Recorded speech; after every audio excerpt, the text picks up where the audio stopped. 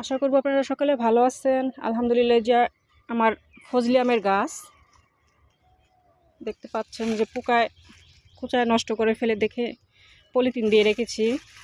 পলিথিনটা আমার আগেই দেওয়ার উচিত ছিল, এরকম কালার আসছে, মানে পোকায় কুচায় কুচায় কালো বানায় লাইছে। তাই আমি যে পলিথিন দিয়ে ডেকে রেখেছি, ডেকে না রাখলে আবার পোকায় নষ্ট করে ফেলবে। এই বছর আমার প্রথমবার ফল আসছে ফজলি আম, খুব বড় বড় সাইজ। এই যে দেখতে পাচ্ছেন নাকি বুঝতে পারছি না।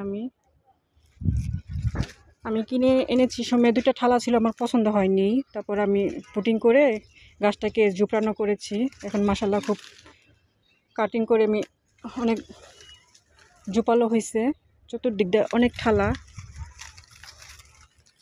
মাশাআল্লাহ, আশা করি সামনের বার অনেক আম হবে। এই ছিল আমার ফজলি আমের গাছ নিয়ে ভিডিও। আপনারা ছাদ বাগানে যারা গাছ লাগাবেন, প্রত্যেকটা আম পলিথিন দিয়ে ঢেকে রাখবেন, তাহলে আমার এই গাছটার মতো, আমটার মতো এরকম কালো কালো দাগ পড়বে না, পোকাও নষ্ট করবে না। আসসালামু আলাইকুম রহমতুল্লাহি ওয়া বারাকাতুহু।